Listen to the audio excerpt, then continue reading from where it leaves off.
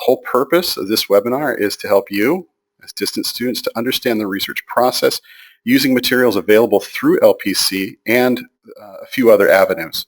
But just to let you know, it's our first time using GoToMeeting. We think we've got it figured out. We're going to be trying to record this session to make it available online. For that reason, we're trying to say, leave off your webcams and mics until we get to the question and answer time. Any questions or comments can be set through the chat feature. Gary will be, like he said, he'll be recording those and saving those for later, if not chatting throughout the thing. So this is our agenda. As Gary mentioned, we're going to do some of the research stuff and then get to questions. So first we're going to talk about what's available through the Life Pacific Library to you as a distance student. We'll talk about the research process. That's a good portion of what we're going to cover. Outside options, interlibrary loan, Google Scholar, and using other libraries as other options. Then we'll finish with a live Q&A. And I think Gary and I are thinking 20, 30 minutes, however long it takes for you guys to ask the questions that you've got so that we can move on. Okay, so as I mentioned, there's for the Q&A, send research questions to Gary by private chat, or I guess the regular chat would work just fine. He'll be trolling those things. So what is available through Life Pacific? And if you were on or near the campus, I would mention that we have over 40,000 volumes in the library itself, but that's only a small fraction of what the library has and we have access to. One of the first things I'm going to mention is Credo Reference. We have, through online resources, access to digital reference materials. Think Wikipedia, but approved for academic resources, academic work. Credo Reference is a collection of over 700 specific topic-based dictionaries and encyclopedias, and it's a great place to start your research. It's like having your own reference library on your computer. Oxford Biblical Studies Online is a collection of many of the specific Bible dictionaries and handbooks published by Oxford University Press. There are other resources like Sanborn Maps and the American National Biography. They're for very narrow fields, so I recommend that you read their descriptions online that's found on the library's webpage. You will have to scroll past the reference materials, which is below our databases when you look at the library page. We also have ebooks. Our academic collection of ebooks hosted by EBSCO has over 150,000 titles, so nearly 4 times the number of books that we have physically here. Those can be read online or downloaded for printing and reading later. Articles. Thousands of articles through tens of thousands of journals, and those journals are accessed through our various databases. Speaking of database, for librarians, a database is a collection of subscriptions to similar journals and magazines. We have a business database, we have an education database, we have a couple religion databases, and others. So we have several databases for you to use. One of those is ERIC. ERIC is a database that includes articles and ebooks dealing with education and educational psychology. It's a government-sponsored database, and it has a ton of material. It's been around for 20 years or so, and so it's got a lot of material in it. ProQuest database. ProQuest is a company that hosts several databases. By default, when you search on ProQuest, it automatically includes all of its databases. We have 7 through ProQuest. Abby Inform, Entrepreneurship, and others all deal with business and news about business. It's here where you can find business charts and data as well as research studies based on that data. There's also material on religion, psychology, and art within their other databases. EBSCO, most people are familiar with Atlas. EBSCO is another company that hosts several databases. For your work here at Life Pacific, ATLA Religion Database with ATL Serials is probably the most important. Atlas, as most people know it, deals with ministry, religion, church history, biblical studies, and theology. So a great resource for many of those aspects of your papers. We also have physical books, paper articles available for you. If you desire one of our titles, let us know. We can lend it to you. We will ship the item to you free of charge and even include return shipping. If we don't have something you want and you start your research early enough, we can even borrow items from other libraries for you. It's called interlibrary loan, or ILL for short. We will discuss that more in detail later in the presentation. So as you can see, we have access to a wealth of information resources. Here's a web address. We have guides and tutorials to help you with your use of the library. There are many such guides called LibGuides found at lifepacific.libguides.com. And I'm going to go ahead and take you to the website there. There are different kinds of LibGuides.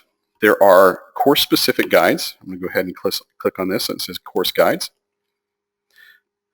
So you have several different courses that are listed, and I've made LibGuides for about half of the MASL courses. Some of them are more detailed than others, but roughly half of them have a LibGuide for it. Cultural trends, I'm not sure which course it is that this is supposed to be lining up with, but we have several of these LibGuides created for your help, for your classes. As I said, some are more detailed. It all depends on how much access I get through Moodle to the syllabus and through the instructions from the instructor of what your papers are like. We also have subject guides. I'm going to click on this. Subject guides. Most of these, the vast majority of them, are created by Credo, that reference company, that digital reference company, and are linked to articles in their digital reference material. There are a couple of guides that I created, Biblical Studies and Church History, that are actually tied to our catalog and what we have, and most of those materials are available for you to use. We also have general purpose LibGuides. So here you see a citation guide, faculty guide, a new web page we're working on, MASL guide. Here's one on online search techniques, and I'm going to recommend when you're finished with this, that would be a great resource for you to use. Research strategies for papers and projects. That's very similar to what we're covering here. And video tutorials. This has all of our tutorials that have been recorded are stored there as well. This one I really want to show you is the MASL Guide to Life Pacific Library. This is one place where the recorded version of this lecture is going to appear, along with the handout on the research process. I'm just going to scroll down here so you can see where that's at. Research webinar. Here's a flow map for the process and a little thing about this.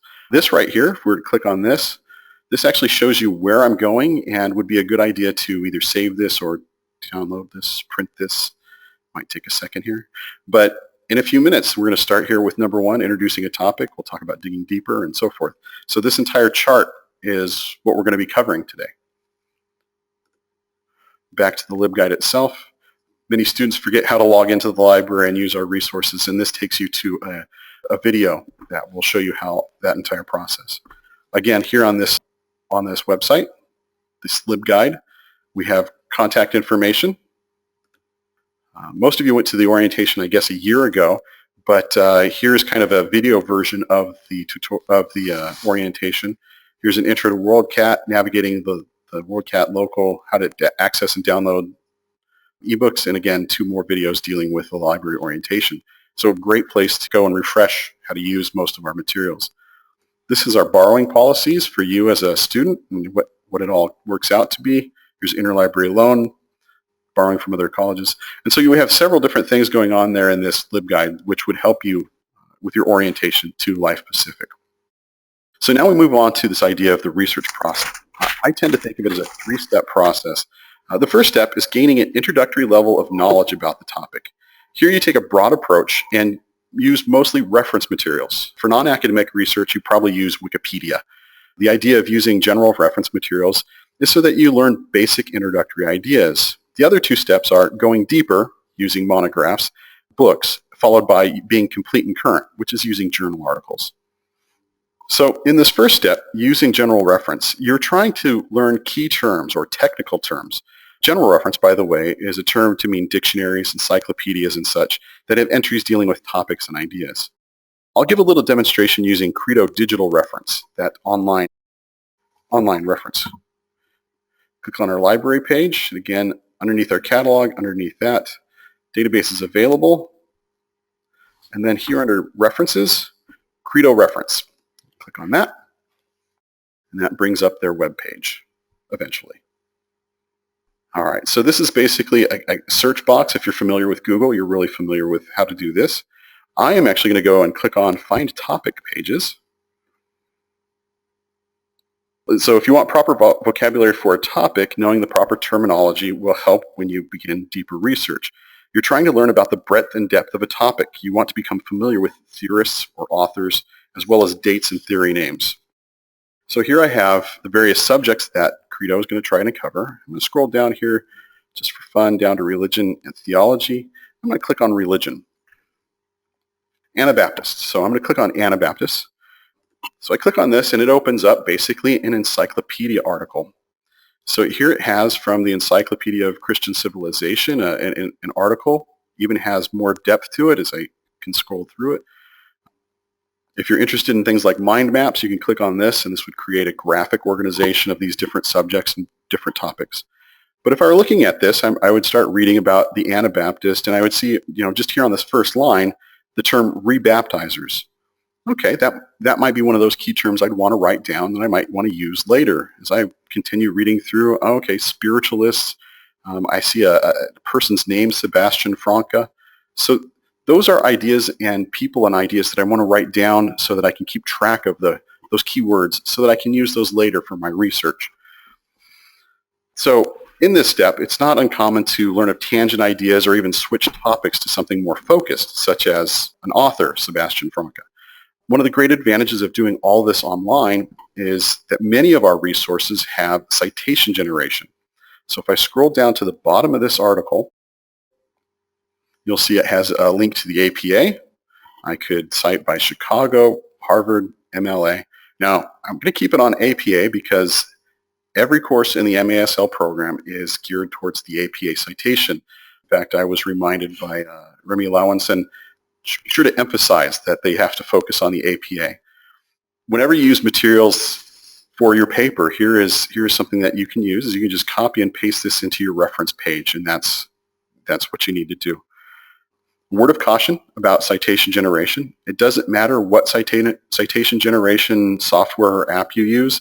You always need to double check with the real style guide. Most of the generators have a hard time distinguishing between authors, editors, compilers, or illustrators. So you often end up with something like 2 or 3 authors and no editors, when really one should be listed as an editor. So always double check what was generated by comparing it to the style guide itself. So that kind of covers the general reference. Not only can you do citations down here at the bottom, up at the top of the article, you can email it to yourself, you could print it, you can even share and export this. So if you're really excited about this article, you could post to Facebook that you were reading it or something. EasyBib, RefWorks, Zotero, some of these other things to help. So I'm going to go back to PowerPoint. So we move from basic research using general reference materials to digging deeper by using monographs. And a monograph is basically a book about a single subject. You typically find these books by searching the library catalog. Your goal in this part of the research strategy is to find the subject heading for your topic and use it to find all the books dealing with your subject. The subject heading is the technical vocabulary used by librarians for describing topics of study. Books and articles are now often assigned subject headings. So the search strategy here is to find one book that is most appropriate and then use its subject headings to find all the rest dealing with your topic or subject. Okay, so let's open up the library catalog and search for a book. So I'm back here to our library webpage. Here it is, LPC Library Catalog on WorldCat. I open up the catalog. You'll notice that I quickly switch over to the advanced search.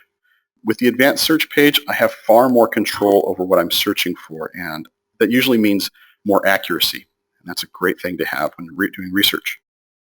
Here's where we use that information learned from the general reference materials. We will be using keywords for our search, and you'll notice here's the keyword box labeled right there. A keyword search is what most people do when they Google something. Here we enter one or more of those keywords and hope to find books related to our subjects. Now, as your program really isn't about the Anabaptists, let's try something that might be more closely related. So let's pretend you have the topic of pastoral ministry in a racially diverse congregation. So if you were doing research on that, you would come across the term multiculturalism. Let's use that as one of our keywords. So I'm going to enter in multiculturalism.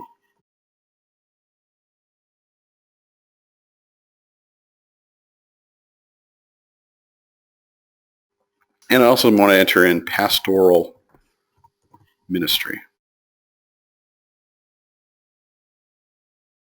So now I'm going to go ahead and commit the search and see what shows up. When you do keyword searching, it searches for an item by searching the entire catalog. It searches authors, it searches title fragments, it searches publisher. So whatever is entered as a keyword, it searches everything in the catalog. So we end up things. So over here on the left-hand side, it says we have, from the all formats, 87 items just using multiculturalism and pastoral ministry. So I want to eliminate the articles because we're not looking for articles right now. So I'm just going to click on books, and that'll limit it to the 49 books that are there. I'm going to interrupt myself with a research hint. Keep a research log. Every time you search for something, write down the exact query, the exact words that you entered, even if you put quotation marks around something. You entered a keyword into the box, but what was it? You don't want to waste time by searching with the same keyword over and over and over again. So try to keep a log of what it is you're searching. One of the easy things to do is just copy and paste it into a document so that you can keep track of that. All right, so from this results list of 49 items, we're going to look at the various items and see if there's anything that is exactly what we're looking for. If nothing good shows up, then we go back and we either use fewer keywords or we change a word or two. The search engine is putting an emphasis on the first word as a priority. So make sure that that is the most important to your subject. Once we've found a possible book, click on the title, and that will take us to the thing. So, In Living Color, an intercultural approach to pastoral care and counseling. All right, so if it was pastoral ministry in a racially diverse congregation, that would be an appropriate title. We'll also see some other titles down here: Multicultural Ministry Handbook, Where the Nations Meet, the Church in a Multicultural World. And so you see several others that are related to what we talked about. I'm just going to go ahead and click on this first title here. And I want to see if this is actually appropriate to what I'm wanting. So I'm going to go ahead and scroll down and see if this has a table of contents, because that'll help me understand what's in this book. Obviously, summary would help, but some of these books actually have contents. So forward, preface, part 1, history, theory, and practice, introduction to pastoral care, historical developments in pastoral care, models of pastoral care functions, resources. Okay, so as I look through that, it doesn't necessarily sound like it's dealing with multicultural or racial diversity, only in this last chapter. So this may not be the best book for what I'm looking at. One way to know for sure is to come up and look at these subject headings. Over here on the right-hand side, next to the title and picture of the book, these are the subject headings: pastoral care, pastoral counseling, multiculturalism, religious aspects, Christianity. All right, so multiculturalism then is not just a key word, it's a subject. So now I'm going to want to use that, see if that leads me to better research. So I'm going to click back on this advanced search page, and I am going to enter in multiculturalism. And I'm going to enter that as a subject heading. So notice that I just went to this drop-down box, and instead of it being listed as a keyword, or the author, if I knew that, this is an actual subject heading. So I'm going to go ahead and enter that as my subject heading. We'll start our search in just a second. Now I want to say something about subject headings. Pay attention to those. Write them down, copy them into a document, because you will use subject headings not only to search for books, but you'll also use it to search for articles. So this is one of the best things to do. Let me stress again. Searching with subject headings is one of the most precise and most efficient ways to do searching. It eliminates everything that's off topic and keeps what is on topic. All right, so I've put this down as my subject. I'm going to come down and search again. Now, if these results were too broad, well, let me go back here and click on searches or on books. Now, if this list were too broad, again, I'd want to go back and change my keywords, or possibly even add a keyword. So let's go ahead and see this. American Jews and multiculturalism, multiculturalism without culture, European multiculturalism. Okay, so this really isn't dealing with racial diversity. This has to do with this concept of multiculturalism, and here it's around the world. So this is not exactly what I'm looking for. In fact, if you look at these titles, they don't have to do with pastoral ministry or ethnic diversity. So one of the issues is that our subject heading is actually leading us in the wrong direction. So what if, when you did your first keyword search, you didn't come up with appropriate subject headings, or you got things that were too general or too broad, or, as in this case, just plain wrong? Keep in mind that research is messy. It takes time to do it right, and it takes time to be complete. So what do we do then when we have this issue? We could go back and change keywords and search again, or we could look up the actual list of subject headings. We will search one such list of headings by the official keepers, the Library of Congress. So let's go to their website. I'm going to go ahead and open up another tab. And this one is catalog.loc.gov. So it's catalog.loc for Library of Congress, and it's a government institution, so .gov. This actually wouldn't be a bad site to bookmark for your research because this will help you find more accurate subject headings, which you will use. So when we get here, we're going to click on this browse because that's what we're going to be doing. We're going to be browsing for subject headings. This is going to take us to another drop-down list. And over here in this drop-down list, I want to change this to subjects containing. If I were further along in research and I actually knew one of the subject headings, I would start with subjects beginning. But right now, subjects containing. All right, and so I'm going to enter into that multiculturalism again. I know it's a subject heading, but I want to see if there's something more specific about it that I can work with. Now, you may actually find hundreds of subject headings with this keyword, with this subject. There is nearly 700. That's actually not a very long list to search through. But okay, so that's fine. We scroll through the list until we find the right one. If any of the subject headings has a description, I highly recommend that you read it. It may help define what this word means to librarians, or it may point to other words that might be more appropriate to the research. One word of caution, this website is timed. So if you sit too long, it may refresh on you and you may have to start again on your research, but you'll see a warning box before that happens. All right, so I'm going to scroll through this list of multiculturalism and see if anything looks appropriate. So it starts alphabetically, so Alberta, British Columbia, Canada, Grant, okay, whatever. And then I come down to, here it is, multiculturalism. Note, here are entered works on policies or programs that foster the preservation of different cultural identities, including customs, languages, and beliefs, within a unified society such as a state or nation. So right there, that tells us that multiculturalism is not the correct keyword or subject heading for our paper. Works on the condition in which numerous distinct ethnic, religious, or cultural groups coexist within one society are entered under cultural pluralism. Works with a blending of elements of two or more cultures, often producing a distinct successor culture, are entered into culture fusion. So of these three, multiculturalism is not it, and cultural fusion is not it. Work within a church where you have different ethnicities would be under cultural pluralism. I'm going to go ahead and click on that and see that this is actually the subject heading we probably want. So it has lists here, cultural pluralism, distinct ethnic, religious, cultural groups existing within one society. That would be what we're looking for. Now, it is arranged by place, and I'm sure if we were to continue on through the 959 subjects dealing with cultural pluralism, we'd find something that deals with Christianity, probably even the church if we went far enough. So this looks like a good topic that we're looking for. So I'm going to go back to my catalog.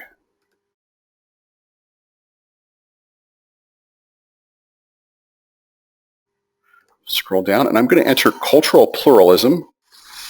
All right, so cultural pluralism with the subject heading and pastoral as a subject heading. 10 books, this is great.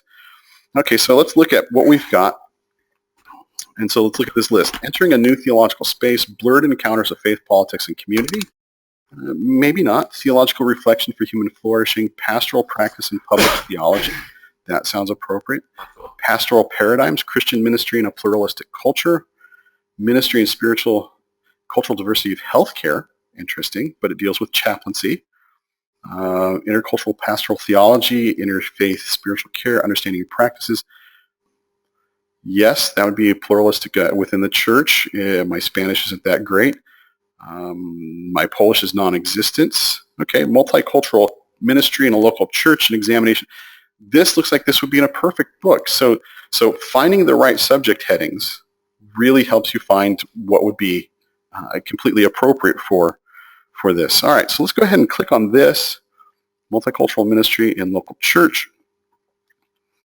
All right, now one of the things I want to point out, though, is that the title says multicultural, but we know that that's the wrong subject heading. But over here in the subjects is cultural pluralism. So subject heading is correct. The title is just using a popular term, multiculturalism. So this would be, again, a great book. It deals with pastoral theology and cultural pluralism. It would be a wonderful item to use. All right, so finding the subject heading, most important thing you can do. Get the correct subject heading, and then all of the books and all of your articles will be very narrowly on the subject you're looking for. If you need to add keywords to narrow the list even further, great practice. The most precise, most efficient way to research, find the subject heading, add a keyword. Once you've done that, typically we'll have a great set of items to look at. Now, if you wanted more information on this technique, or to see those steps written out in a different format, consult the LibGuide on online search techniques and the guide on how to find subject headings. Again, I kind of went through kind of quickly, finding a book, finding the subject heading, or going through the Library of Congress. Those are the two main ways to do that. The other pages in the online search technique LibGuides cover things like how to connect terms using Boolean operators, even the idea of using wildcards. Great things to understand while doing research. Good stuff, and I highly recommend it for search techniques. It would even help you Google your own stuff better. I want to cover two ways of dealing with the fact that LPC does not have every single resource in the world. The first is interlibrary loan. The second is actually for you using another library. First, a word about interlibrary loan. We have borrowing agreements with a number of libraries. That means that if we need something that they have, we can borrow from them and vice versa. The issue for most students, I'm sure this isn't true for any of you, but some students wait too long. They wait till the last minute to start their research. I'm sure it's more of undergraduate students. Is it the process that we have to process your request and then ask other libraries to borrow those things? Some respond right away, others take 3-4 days. And many requests end up going through 2 or 3 libraries before somebody fulfills the request. So it may take an entire week or more before somebody responds, let alone sends the book to us. So if you wait too long on starting your research, you will miss out on some great items, some high quality items. For books, it can, but not always, take time, as in multiple weeks. Articles, fairly easy. We can do interlibrary loan with articles in a matter of days. Articles will be emailed to you in PDF format. But you still don't want to wait because it does take a little bit of time, a lot less than actual books. Okay, so let's say you're starting your research in 2 hours, and you find a book that's perfect for you, but it's not available through LPC. Like the last book we were just looking at here, it's not owned by Life Pacific, so it would normally say here if it's available. So what we're going to do is we're going to go over here where it says request item through interlibrary loan. So we click on this, and we have this nice little blue box that lets us know that. And we click on this, and we basically just have to fill out a little form that tells us your name, address to send it to, and a telephone number, comments if you have any comments. And this comes to us, and it already has all of the information that we would need, and we could then process and try to get it to you through interlibrary loan. It works great, but can take time. Our second method of getting resources, if LPC does not have what you're needing or time is running out, is to visit another library.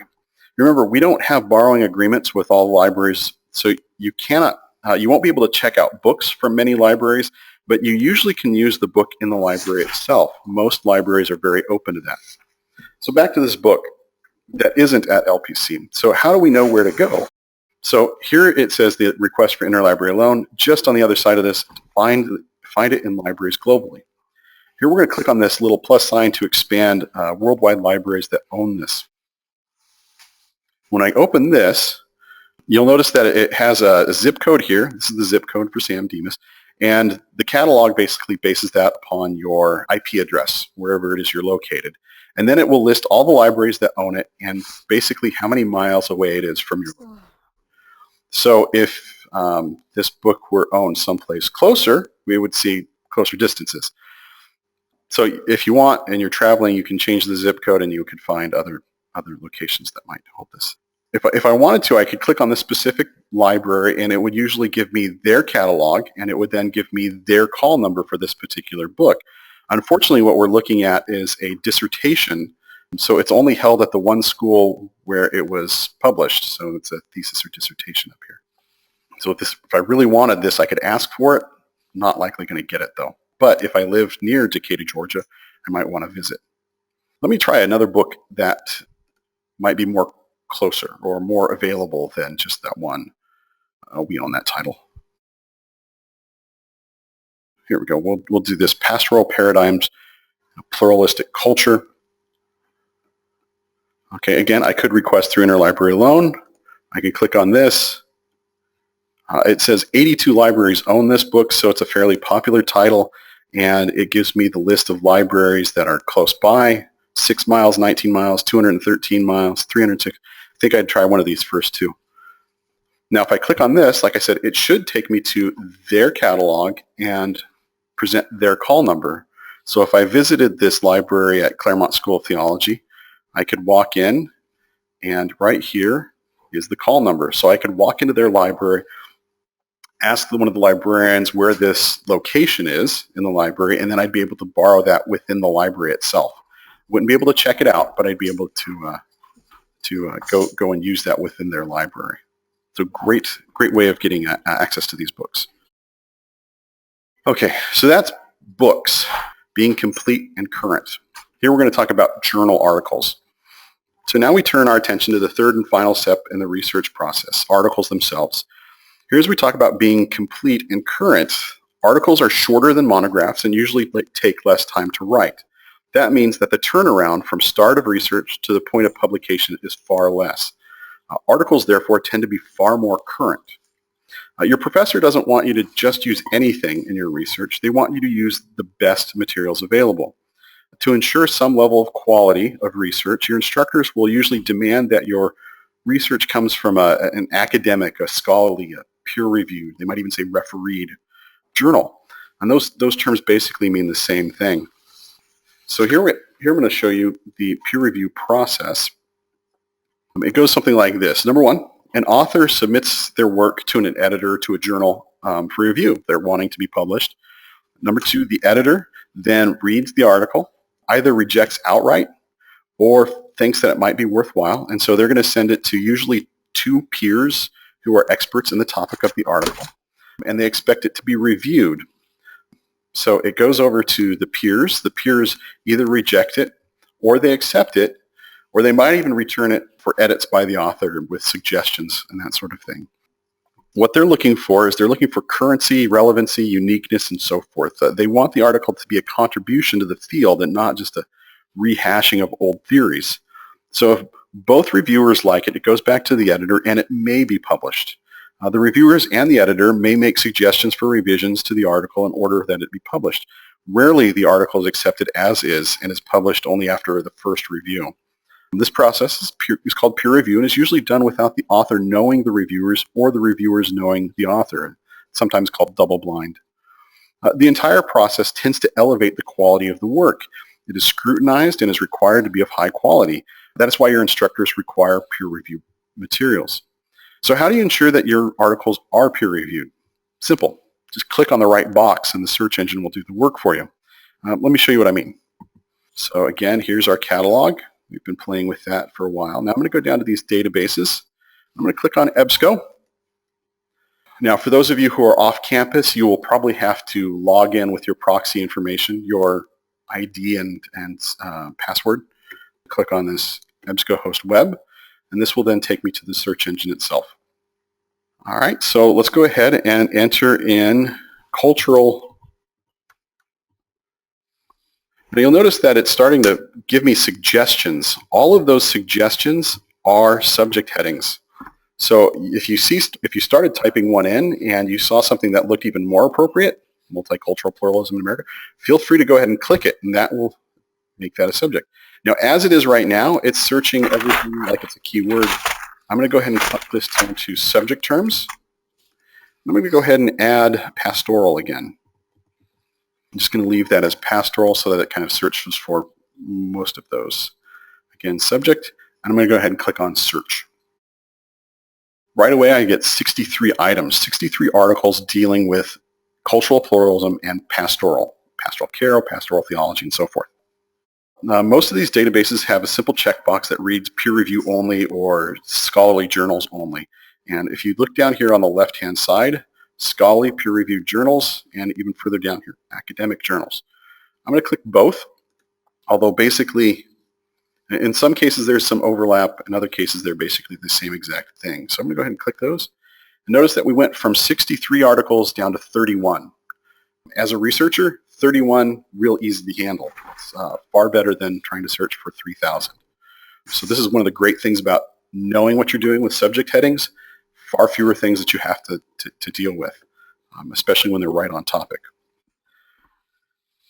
So by clicking those two boxes, this eliminates everything else. All of these articles are guaranteed to be peer-reviewed and thus acceptable for your work. They will have all gone through that peer-review process. There are other ways to limit your results. So if this number were 310, we can eliminate some other things by using other limiters. Each method of limiting your results narrows down the field of acceptable results. Most of these limiters can be applied before or after the search is committed. I tend to use limiters after I've committed the search to see what I'm really eliminating and so forth. It allows me to see what stays and what goes. One of the first limiters to consider is language. The majority of publications in our databases are English-based, but many academic journals do accept submissions in other languages. So it's not uncommon for a journal to publish articles in English, French, German, Spanish, whatever. So if necessary, just limit the results to only English or any other languages that you may read, and that would give you a good list. Another limiter is format. In many of our databases, you can search for abstracts, articles, reviews, or even chapters. A chapter is simply a chapter from a book. The problem is if we don't have that physical book, that chapter listing doesn't do you any good. A review is a commentary or a critique of an article or a book. Again, not necessarily what you're looking for research. An abstract is just a summary of an article, and I would actually recommend that you keep searching for abstracts and articles. It eliminates reviews and chapters. This way, if you find what is useful, if an article of an abstract, or if an article or an abstract of an article is good, you'll want to find the actual article itself, and that's a great thing to try and do. And if you need to, say you found an abstract, but you want the article itself and can't find it, send that information on to us, and we'll try through Interlibrary Alone or search our databases. The last limiter is possibly the most important. You can and should limit your research by date. In many fields, it is important that information be current. That can mean 5 years or longer, depending on the subject. In the STEM disciplines, science, technology, engineering, medicine, nothing over 5 years is worth reading. For a literature review, you want to check with requirements with your instructor. In general, for research paper, I typically tell students articles should be younger than the student and books younger than the instructor. But I wouldn't mention that in a biology class because that would be completely wrong for a STEM class. So always check with your instructor as to what's considered current. So date limiters can also allow you to take a snapshot of history. You can limit your research to a time period or to a specific decade. That way you can do historical research or trace the beginnings of a theory. You can follow the academic discourse between experts in the field. You'll start to see that scholarship is a conversation between many different authors and their perspectives. Now here in EBSCO, you'll see this date right here, and all you have to do is highlight that. And so I could set it to the year 2000, and I can get what was done in the last 15 years, and it'll be a shorter list. Or if I really wanted to, I could say what was going on in the 1980s, and I could set it for just a decade and redo the search, and it'll just bring up those particular articles. When you do something like that, you might find authors going back and forth. One more important limiter is full text only. Let's see if I can find that right here. Full text only. This is for when you started too late and cannot wait for us to send you an article. Full text only greatly limits what shows up. It should only produce items that have either a PDF of the article or the article is available as a web page someplace. But think about this. If you eliminate an article by this method, you'll never know that it existed. And yet, some of those might be available in another database. So this is really a horrible limiter that is only used when you have 5 hours before your paper is due and you're still doing research, which I never recommend. Not that any of you would ever do that sort of thing. I'm thinking of undergrads. But yes, if I clicked full text, I'm down to one article. Of course, that was just for the 1980s or whatever. Now that we have found many good resources, we need to know a way of keeping track of all of them. One simple way is to email them to yourself. In WorldCat Catalog, in EBSCO hosted databases, and in the ProQuest databases, you can click on individual articles and you can click an email icon. Sometimes it's over on the side, sometimes it's above the actual title, and so forth. This will send you the link and often the citation of the article you're looking at. In some cases, you can even send the entire list to yourselves. So let me go back to that results list. I'm going to go ahead and clear the date because that was really messing up my list. All right, so this gives me 15. I can actually share this list with myself, results 1 to 10. I can create an email alert, or I can click on this down here and highlight and send that to myself, and this would give me a list. If I clicked on that link, that URL, it would take me to basically this page. It would have the same subject headings. It would have the same search. So it's a great way of keeping track of some of your research. ProQuest, one of the other database hosts, can actually compile all of your discovered articles into one giant file, and you can print that if you wanted to. So there are options for sending items to yourself for later use or just keeping track of what you found. Another thing to do is to save the search itself. In each of our database hosts, EBSCO and ProQuest, as well as our WorldCat catalog, you can create a profile. It's like an account within that catalog. The profile creation takes just a couple of minutes and is found in the upper right-hand corner of each of the catalogs. In WorldCat, it's called WorldCat Sign In. In EBSCO, it's the sign in and everything is placed inside your folder next to it. And in ProQuest, it is called My Research. Each of these will allow you to save items for later use or save the entire results list. As I mentioned earlier, it's a good idea to keep track of what you used as search terms. Keep track of your queries. The last thing you want to do is waste time by doing the same search 4, 5, 6 times in the same catalog. There is a video tutorial called Intro to WorldCat, and in those videos, LibGuides, it covers creating profiles. And if you haven't created profiles yet in these three things, WorldCat, EBSCO, and ProQuest, I'd recommend doing that today. Outside of Life Pacific, another option for research that can go beyond Life Pacific is Google Scholar. Before you search, you first need to set up Life Pacific. So we're going to go back to the web, and here we're going to type in scholar.google.com. So now that we're here, I want to go to the settings widget up here on the top. Once I click on that, library links. This is an important thing to set up. So I'm going to click on the library links. And now in this little query box, I'm going to be given the option to search for various libraries. So in this query box, we should enter LPC. Don't enter Life or Life Pacific, just enter LPC. That'll limit, as it shows down here, 3 that are associated with LPC somehow. Now, the one we really want to keep is Get from LPC. So it says Life Pacific College Alumni Library, Get from LPC.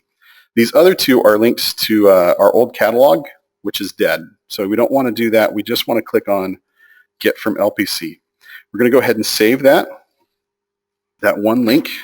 And once we've saved that option, if our search turns up something that Life has, you'll see the Get from LPC to the right of the article description. Like I said before, I like the advanced search. The only way to do that here on Google Scholar is click the arrow thing.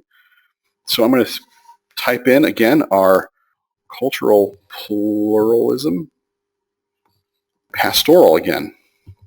So now these are just keywords. They're not subject headings, but that's what I'm going to type in, and I'm going to go ahead and click search. Notice that our first one says Get from LPC. That means Life Pacific has this particular item. So you could request it from that. All right, so a few features about Google Scholar. Number 1, note that it mentions the number of citations. Here we have this particular item has been cited over 1,000 times. Keep in mind that the higher the number, the more influential that article or book has been. Of course, a brand new article, something that came out in the last year or 2, would probably have 0 citations because it's too new. Also, that's not every citation in the world of this book. That's only those that Google knows about. But still, the higher the number, the more influential the article has been. There's also a citation feature built in. It's a great thing to do. Again, if you're wanting MLA, APA, here it is. So you can cut and paste and put it into your reference page. You can also, or you can and should, set the date range. There's a custom range so that you can set the date because you're going to want to be current. Its accuracy, though, is questionable because there are times where it sets the date and it gives the wrong date in some cases. And 4, you can sort the results by date or by relevancy. If by date, the newest thing is listed first. If by relevancy, the greatest connection to your search terms is listed first. It's a search engine thing. So now some comments about Google Scholar from a librarian. If you're just trying to see what's out there, go ahead and Google it. No harm, no foul. But I will say this. Keep in mind that Google does not have everything. In fact, Google has never reported what it has in Google Scholar or how often it is updated or if any of it gets updated for that matter. What appears in Google Scholar is what Google can find without going behind paywalls or without having passwords. 3, what you see listed on Google Scholar may be behind a paywall. So some of these like this Duke Press or probably not the Ed one, but from some of these other things like eScholarship.org might be behind a paywall. That is, you have to pay to see that article, which is a shame because as a student, you have free access through our databases to thousands of journals, and most everything else we should be able to get through Interlibrary Loan for free. And 4, Google Scholar is based on keywords, known authors, or known titles. There is no way to search for using subject headings. So Google Scholar is not nearly as efficient as it should be or could be. I tend to make Google Scholar a last resort. I know other librarians who start there, but I don't see the real advantage of starting with it, especially if I may be changing keywords based on subject headings that I find later. So I'm going to end with our contact information. Again, please contact us with your research questions. We're happy to help with that. You can ask anytime, not just today. A couple of quick things before the Q&A. One, we have a LibGuide about search techniques that covers Boolean operators. Those are the and, not, or kind of things, and wildcards and a couple other search technique things. It's called Online Search Technique. It goes more in depth on shaping your query. You might want to check that one out. 2, if you'd be interested in another webinar like this, but about search techniques, how to shape the words that go into the boxes, that kind of thing, let Gary know, and we might be able to arrange such a thing. In the LibGuides, we do have video guide that has several tutorials dealing with access and finding things. Just look through those and you might find, well, you will find some good stuff. And 3, on Monday, we will be sending out an email with a link to a Google survey. We'd love to have any feedback you have about this particular session, this webinar, and good comments, bad comments, whatever it is you need to give so that we can improve and make these things sort of better. Now we're going to field any questions that you might have come up during the webinar. If you have a research question, send it in now. We're planning on streaming questions for 20 to 30 minutes or so, depending on demand, and our lines are now open. Okay, Steve, yes. We had, I had a question as you were talking. You also mentioned Wikipedia, and you talked a little bit about Credo. Yes. And kind of what advice do you give in regards to Wikipedia, or cautions? All right. So my area before I became a librarian was in the area of biblical studies, and I've been teaching for a dozen years. I'm in the area of biblical studies, and one of the things that we became aware of, Wikipedia, anybody can edit. And when I started teaching, so this goes back to the early 2000s, we found that there was a couple of people who were editing almost all of the biblical studies and religion articles, and they were making them bad, wrong, incorrect information. And so one of those issues then is that, yes, anybody can edit it, and it's great, but there are times when people who are out for mischief can edit an article. And so, how do I say this? It hasn't gone through any sort of peer review process. It goes through a bunch of common people who may not be experts in the field. They've been improving that over the years, but still it's not an expert edited kind of thing. So my thing is that when you have access to real material, such as Credo, digital reference, or some of these other things, use that. Don't bother with Wikipedia. There are mistakes in Wikipedia. So that's that. Most instructors that I know of would say you shouldn't be using Wikipedia for any sort of academic work. If you are going to use Wikipedia, the only thing you should be doing is scrolling down to the bibliography and looking at those things. That's what I would have to say about that. All right, so Gary, were there any other questions that came in? Well, you actually addressed a couple of them. One of the questions was in regards to paying for articles, and I think you addressed that with the interlibrary loan. I would just encourage students, don't use your own money. You already pay tuition to attend Life, and it's part of our budget. We'll try to get articles for you. Just give us a little bit of time. Electronic articles we can do fairly quickly. The other thing is you did discuss a little bit about Google Scholar. I would like to open it up, though, if others have any questions, or if you're actually working on a research topic right now that you could use some help with. Feel free to just tell us a little bit about that, and I'm sure we may be able to help even craft a research strategy for your particular topic. So Kelly, I'm reading your little chat here. So we're reading tons of stuff. As experienced researchers, any tips on how to do this more efficiently and effectively? Reading a book. I'll say this as far as somebody who has to read a lot. First thing, read the back cover, find out what the book is about, and discover who the author is. Those things are important because you will discover, if you're far enough into the field, you'll understand, well, if the person is teaching at this school, they have a certain bias. If they're teaching at this school, they have a certain bias. Also being aware of publishing companies have biases. So, if you're publishing through certain Christian publishing houses, they will have a certain bias. Others will be biased in another direction. Augsburg Fortress is a wonderful Lutheran publisher. Baker Publishing House is a good Reformed publisher. So knowing those kind of things will help you understand the book before you even crack it open.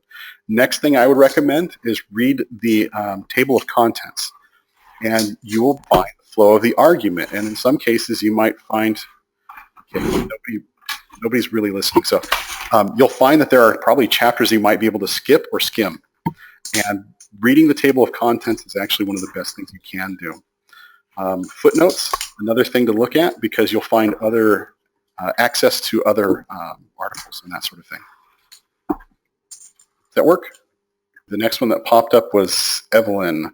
What is the best platform for preparing research paper to help tag research materials? How do I say this? I'm old school. Just this summer, I've started to look at using EndNote, and I'm hoping to prepare something on EndNote, and then in the fall work on Zotero to see if I can do anything with that. So honestly,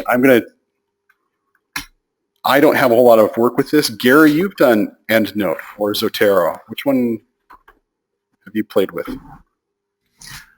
Yes, so I'm a big fan of Zotero. First, because it's free.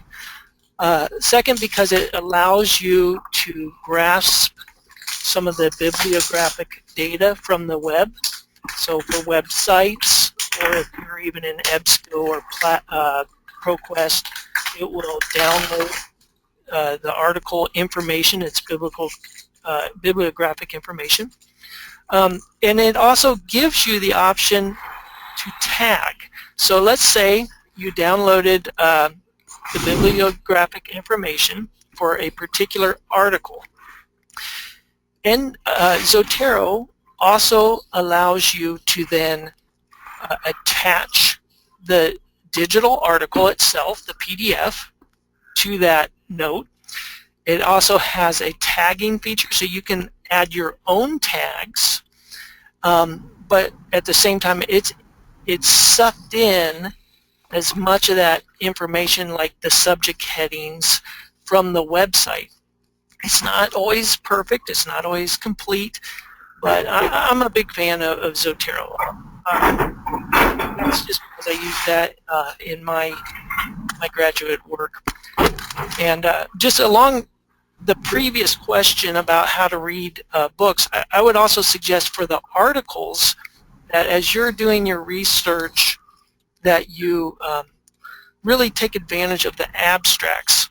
they'll give you an overview of an article, and you can see quickly whether or not it's really relevant to what it is that you're researching. So hopefully that helps. As far as EndNote, I'm not too sure. I haven't really used EndNote. So Evelyn, not the best resources for that yet, but we're working on it. I'm hoping that by probably Christmas, might be too late for you, but by Christmas I hopefully we'll have a couple of LibGuides and tutorials dealing with EndNote and Zotero. I know that they can be useful. I'm just so old school. I haven't had used them yet. I will mention EndNote does have a EndNote Basic, which is a free version that goes through the cloud. Yeah, RefWorks is another good resource as well. But I'm not sure if they have a free version. Not that I'm aware of. Well, we want to thank you for attending, and thank you so much, Steve, for this presentation and coming in on Saturday. And we just want, from the library's perspective, we want to make sure you guys know that we want to serve you and be available to you. And you all have Office 365 available to you. And with Office 365, there is also, oh geez, what's that called? The OneDrive? Instant message. No, instant messaging. Skype. Skype, yes, Skype for Business, which is available to you.